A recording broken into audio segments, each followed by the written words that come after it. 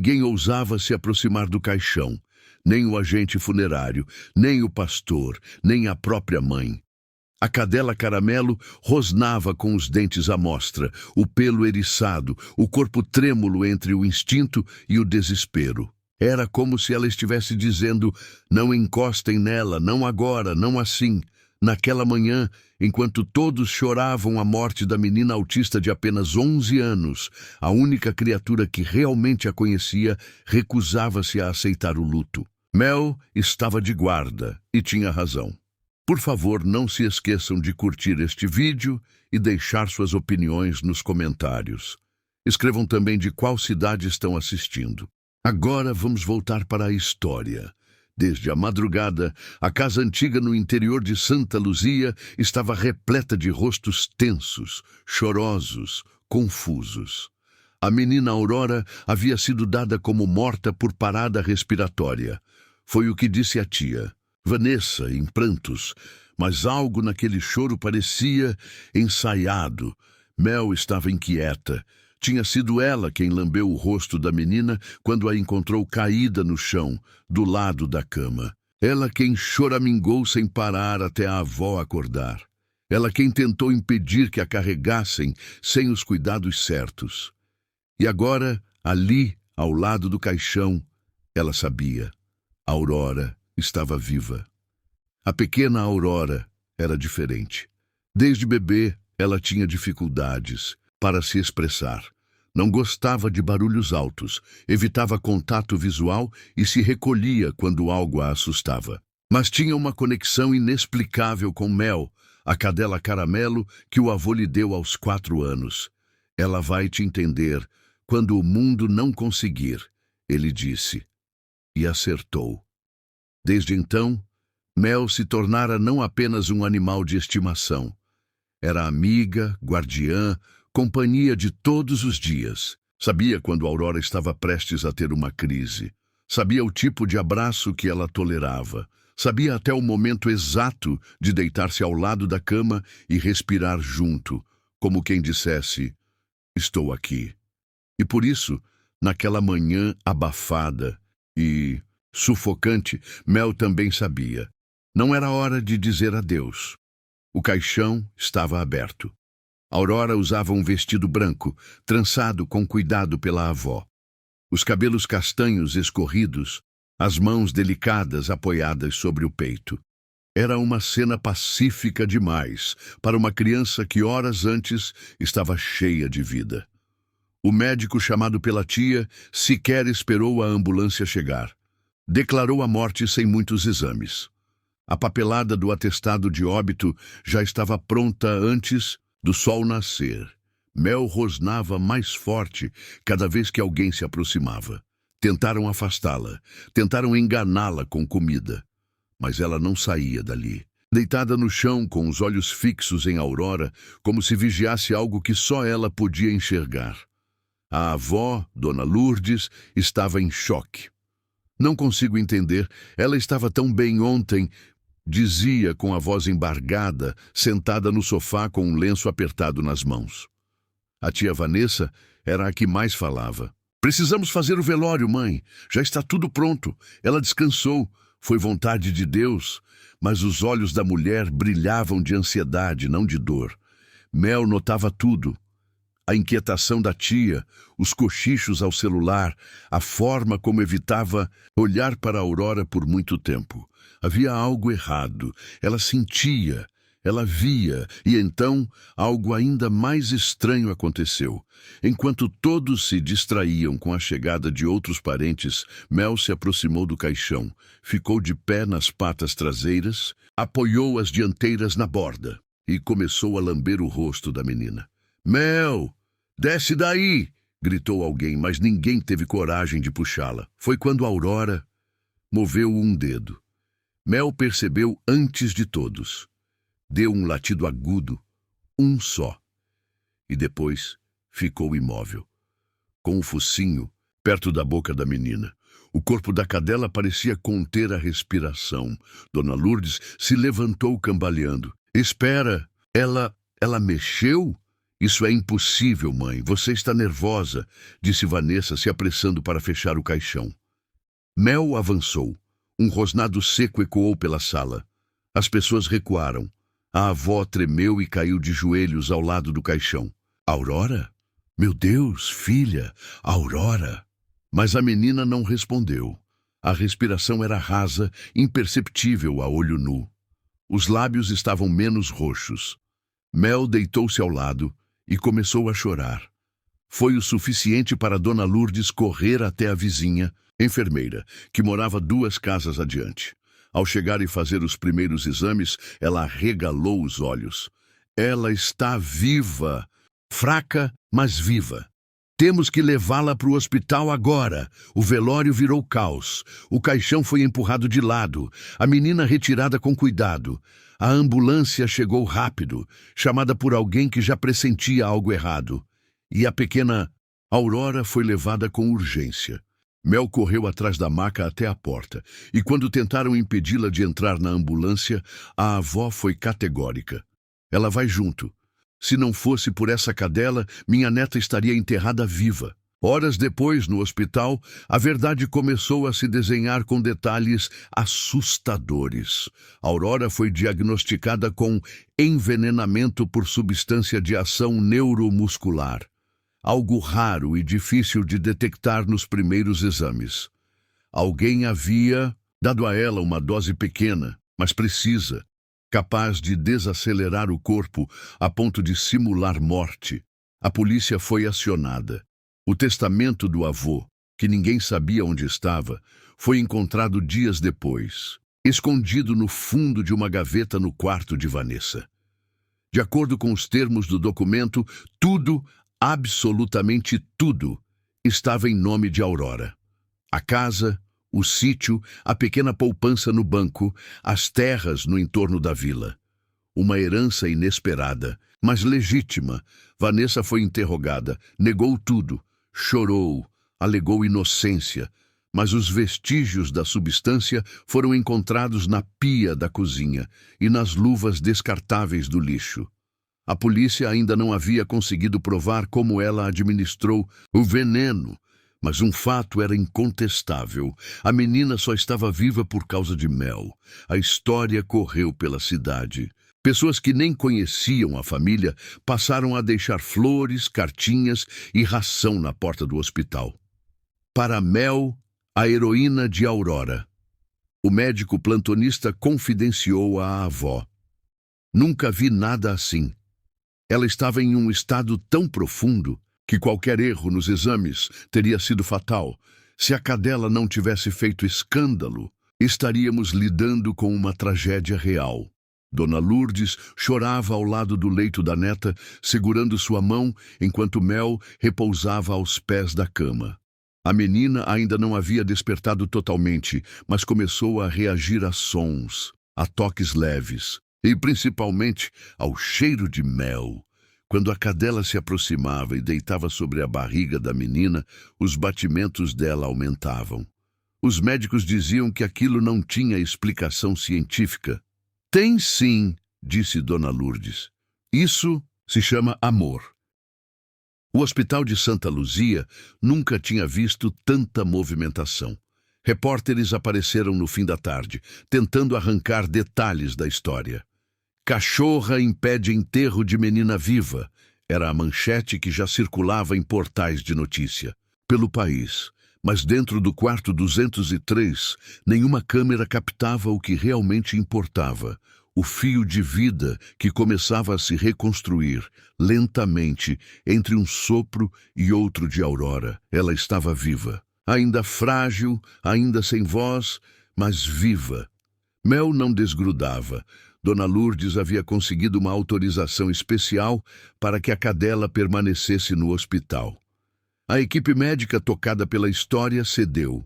Até o segurança, que no início fez, cara feia, acabou levando bifinho escondido para Mel nas madrugadas. Essa cachorra é mais gente que muito humano, disse uma das enfermeiras enxugando os olhos. Aurora começou a reagir mais intensamente 2 dias depois. O olhar antes perdido Passou a fixar em pontos específicos, primeiro na luz da janela, depois nas mãos da avó e, por fim, no focinho de Mel. A reação foi sutil, mas poderosa. A menina ergueu os dedos finos e os repousou sobre o focinho da cadela. Mel lambeu de leve. Aurora piscou e uma lágrima escorreu do canto do olho. Ela voltou para nós, murmurou. Dona Lourdes, ajoelhada, sem conter o choro. Enquanto isso, no outro lado da cidade, a delegacia de polícia começava a montar o quebra-cabeça. A tia Vanessa fora convocada novamente. A alegação de que só tentou ajudar já não colava. A polícia encontrou inconsistências nos horários, nos depoimentos e, principalmente, nos registros de uma farmácia online, onde ela comprara uma substância controlada com o CPF de uma vizinha idosa. Mas o estalo veio com um detalhe deixado de lado. O médico que atestou a morte de Aurora havia sido afastado meses antes por falhas em outro caso de diagnóstico errado. Como ele foi parar ali tão rápido na casa da menina? Quem o chamou? E por que não esperou a ambulância? Tudo levava à mesma pessoa. O delegado pediu mais 48 horas para concluir o inquérito. Não posso prendê-la sem provas firmes, mas falta pouco. No hospital, Mel já se acostumava com a rotina. Dormia aos pés da cama, com a cabeça apoiada na lateral do colchão. Quando Aurora abria os olhos, era o cheiro da cadela que a reconectava com o mundo. E aos poucos, os médicos começaram a perceber que a recuperação da menina era mais neurológica do que física. Como se o veneno tivesse apagado as luzes, mas o coração continuasse pulsando em segredo. Na manhã do terceiro dia, a avó entrou no quarto com uma caixa de madeira nas mãos. Aurora, olha o que a vovó trouxe. Era o estojo antigo do avô. Ali, ele guardava fotos, cartas, anotações e aquele testamento que mudou tudo.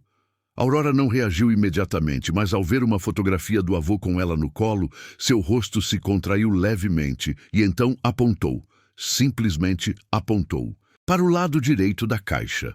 Mel levantou a cabeça. Dona Lourdes abriu o fundo falso e ali encontrou um papel que ninguém esperava, um diário do avô. Nas últimas páginas, ele descrevia sua preocupação com Vanessa, suas atitudes gananciosas, sua frieza. Ela nunca demonstrou afeto pela Aurora. Tenho medo do que pode fazer quando eu me for.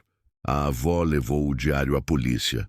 Aquilo não era uma prova definitiva, mas somado aos indícios já levantados, poderia ser a peça final para o quebra-cabeça. Na manhã seguinte, Vanessa foi presa preventivamente. Alegou inocência, tentou culpar a mãe, acusou até o falecido, pai, de ter plantado tudo para prejudicá-la. Mas a polícia estava convicta. Havia motivação, planejamento e tentativa de homicídio. A menina havia sido envenenada com um composto usado em tranquilizantes de animais. A dose, embora calculada, poderia ter sido fatal, se não fosse por Mel. Na tarde do quarto dia, Aurora surpreendeu todos com algo mais. Estava sentada com apoio, brincando com os dedos de Mel, quando ouviu a enfermeira perguntar: "O que você quer comer, querida?" Ela não respondeu de imediato, mas Mel virou o rosto para a Aurora, como se dissesse: "Você consegue?" E a menina murmurou: Panqueca." Foi a primeira palavra dita desde o Renascimento. A voz era fraca, mas a mensagem era clara. Ela estava voltando. Mel latiu uma vez, baixinho, como se comemorasse. Mais tarde, sozinhas no quarto, Aurora segurou o colar que o avô lhe dera antes de morrer. Um pingente simples em forma de estrela. Ficava escondido sob a gola da camisola. Ela olhou para Mel com os olhos marejados e disse com esforço: "Você me salvou." Mel se deitou devagar, colocou o focinho sobre o peito da menina e suspirou. Era como se dissesse: "Eu sabia que você ainda estava aqui." Naquela noite, a enfermeira encontrou as duas dormindo juntas. Aurora abraçada ao pescoço de Mel, como nos tempos de antes. Como se o tempo tivesse voltado. Como se a vida tivesse recomeçado por um fio. o fio da fidelidade. As semanas que se seguiram pareciam capítulos de um livro que ninguém ousaria escrever, de tão improvável, de tão surreal. Mas a verdade, às vezes, supera a ficção com um grito silencioso e um olhar de cachorro que não abaixa a cabeça. Diante da injustiça, a Aurora estava viva e agora estava voltando à vida. Cada passo era uma conquista. O simples ato de segurar um garfo, formar uma frase ou reconhecer um rosto era comemorado com lágrimas e aplausos no quarto 203. Mas entre todos os marcos da reabilitação, havia um que nunca deixou de acontecer. Mel ao lado dela. Os médicos decidiram manter Mel como cão de apoio emocional. E foi como se a menina tivesse encontrado um ponto de ancoragem no caos. Quando a avó explicou isso para ela, Aurora apenas encostou a testa na de Mel e disse baixinho: Mel, é a minha casa. Do lado de fora, o caso ganhava proporções maiores. O julgamento de Vanessa foi antecipado. A promotoria, com base nos laudos, mensagens apagadas recuperadas do celular e o diário do avô, construiu uma acusação forte. O advogado de defesa alegava que a tia sofria de transtornos psicológicos e agiu num momento de colapso emocional. Mas nada parecia tocar o coração do juiz. Até o dia em que Aurora foi chamada a depor de forma especial. A menina não falava em público com facilidade, mas topou comparecer acompanhada de sua cadela. O tribunal ficou em silêncio absoluto quando as portas se abriram e uma menina pequena entrou de mãos dadas com uma senhora idosa e Mel ao lado, usando uma bandana com os dizeres cão de apoio, amor em forma de proteção. Aurora se sentou na cadeira indicada. O juiz se curvou levemente. Você quer dizer alguma coisa, minha querida? Ela hesitou. Olhou para Mel, depois para a avó. Então puxou um papel dobrado do bolso da blusa e o entregou ao auxiliar do juiz. Era um desenho. Nele havia uma cama, uma menina deitada, uma sombra escura ao lado e uma cachorra de pelos dourados barrando a entrada de um caixão. No canto da folha, com letras trêmulas e infantis, ela havia escrito: Ela tentou me apagar, mas Mel acendeu minha alma. O juiz respirou fundo. Olhou para a menina. Você sabe quem fez isso com você? Aurora, com os olhos fixos no chão, apenas levantou a mão e apontou. Sem drama, sem palavras, sem hesitação. Vanessa. A mulher chorou alto. Tentou se explicar. Gritou que era uma mentira, que estavam confundindo tudo, mas ninguém acreditava. Mas, nem mesmo o advogado. A sentença veio 3 dias depois. Tentativa de homicídio qualificado, ocultação de testamento e fraude processual. 17 anos de prisão em regime fechado. O juiz, antes de encerrar, fez um comentário. Existem heróis invisíveis nesta história, mas há um deles que ninguém jamais esquecerá. Uma cadela chamada Mel, que salvou uma vida quando todos a haviam declarado perdida. Aurora voltou para casa 2 meses depois. A casa do avô agora era oficialmente dela, mas a avó cuidava de tudo com carinho. Reformaram o quarto, plantaram flores no jardim e colocaram uma placa na entrada com o nome escolhido por Aurora: Refúgio Mel. Ali, a menina voltou a sorrir. Aos poucos, sem pressa, começou a desenhar mais, cantarolar baixinho, escrever pequenas histórias, sempre com Mel como personagem principal. Uma ONG local ofereceu ajuda psicológica e educacional. Aurora foi acompanhada por uma terapeuta especializada em autismo e passou a frequentar sessões semanais com outras crianças neurodivergentes. Mas a melhor terapia continuava sendo Mel. Um dia, sentadas no quintal sob a luz suave da tarde, Dona Lourdes perguntou: Filha, o que você sentiu naquele dia, quando tudo aconteceu? Aurora pensou por um momento. Depois respondeu com a doçura de quem enxerga o mundo com mais camadas do que os outros conseguem. Eu vi escuro, mas Mel era A Luz, ela me chamava com os olhos. E eu segui o cheiro dela de volta para casa. Dona Lourdes segurou o rosto da neta entre as mãos e a abraçou com força. Nunca mais vão te machucar, meu amor. Nunca mais.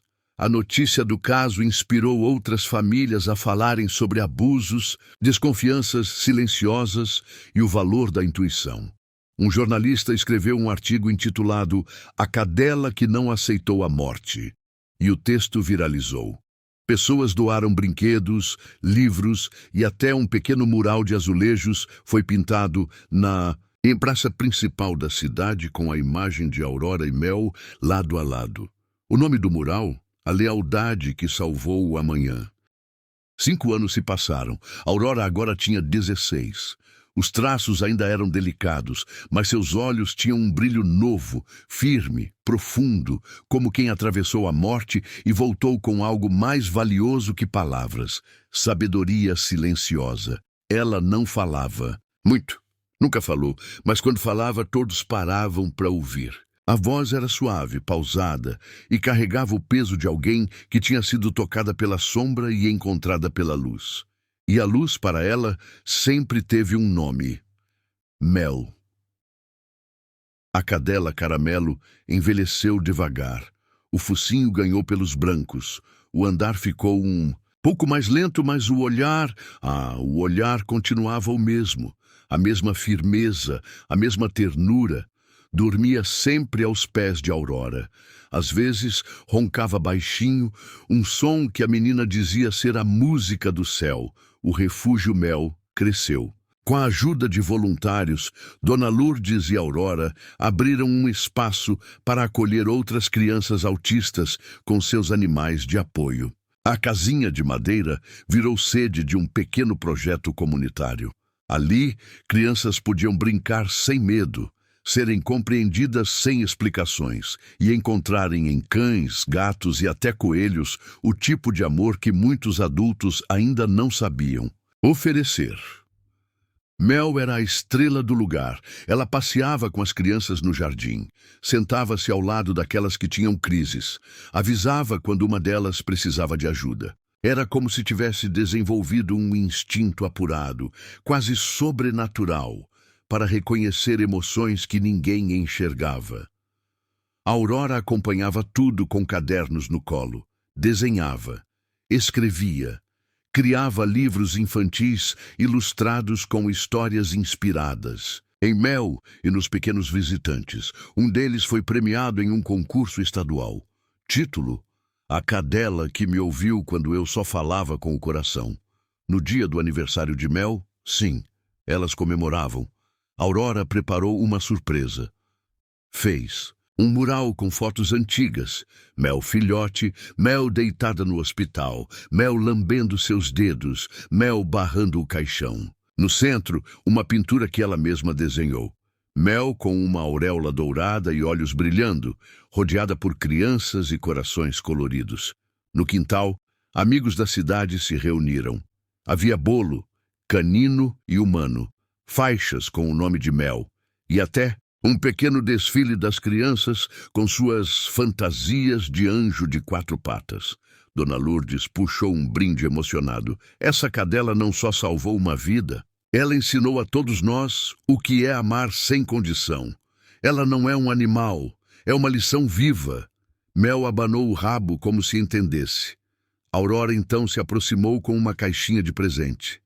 Mel, eu tenho algo para você. Ao abrir, revelou um pingente com o nome Mel gravado, preso a uma coleira nova, lilás, com um pequeno sino. Aurora se ajoelhou, colocou o colar com cuidado e disse: Você me salvou. Agora é a minha vez de cuidar de você. Para sempre. Mel lambeu o rosto da menina e depois se deitou com o focinho no colo dela. Como fazia desde sempre. Como se dissesse: Está tudo certo agora. No final da tarde, enquanto o céu ganhava tons de laranja e o vento soprava entre as árvores do jardim, Aurora sentou-se ao lado da avó na varanda. Vovó, disse ela, acariciando o pelo de Mel, você acha que os animais sentem Deus? Dona Lourdes pensou por um instante. Olhou para a neta, olhou para Mel e respondeu: Filha, eu acho que alguns animais são as formas mais puras de Deus na terra. E a Mel?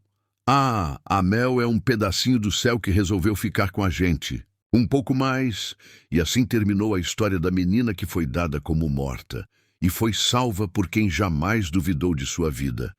Mel continuou viva, firme, presente, porque às vezes os anjos que salvam não desaparecem no fim da história. Eles ficam e nos ensinam a viver de novo. Se essa história tocou seu coração, compartilhe com alguém que precisa lembrar que o amor verdadeiro é instintivo, incondicional e às vezes usa uma coleira com pingente lilás. Comente aqui, embaixo, o nome de um animal que te marcou para sempre. E se ainda não faz parte da nossa família, se inscreva agora no canal Caramelos do Braslo. Aqui, cada história é um abraço.